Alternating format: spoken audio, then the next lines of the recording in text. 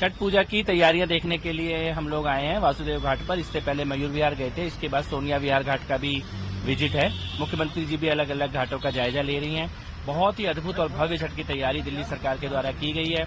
पिछले कुछ सालों में छठ पूजा को बैन किया गया था पिछली सरकार के द्वारा यमुना तट पर, लेकिन इस बार यमुना पर भी भव्य छठ हो रही है और बाकी दिल्ली में भी भव्य छठ की तैयारियां हैं। सर, जिस तरह से केजरीवाल जो बयान दे रही है, उनकी पार्टी बयान दे रही है कि यमुना में पिछली बार जो हम यूज कर रहे थे वही आपकी भी अब पिछली बार वो यमुना पे छठ पूजा क्यों नहीं कर रहे थे? उनसे मैं केवल यही पूछना चाहता हूं कि 7 साल से उन्होंने जो पूर्वांचल के लोगों के ऊपर मुकदमे भी दर्ज कराए, छठ पूजा करने पर बैन लगा दिया, यमुना पे आने पे बैन लगा दिया, पूरी सरकार की मशीनरी यहाँ खड़ी कर दी थी कि केजरीवाल ने कि कोई भी यमुना के किनारे पूजा करने नहीं आएगा।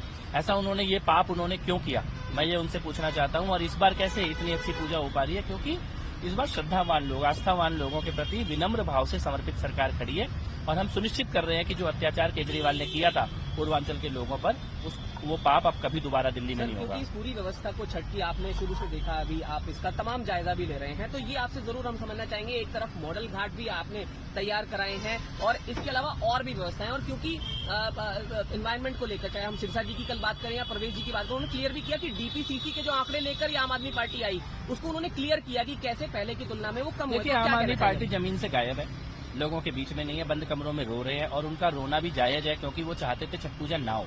उन्होंने 7 साल दिल्ली में यमुना पे छठ पूजा नहीं होने दी। इस बार छठ पूजा हो रही है, इसकी उनको पीड़ा है, इसका उन्हें दुख है।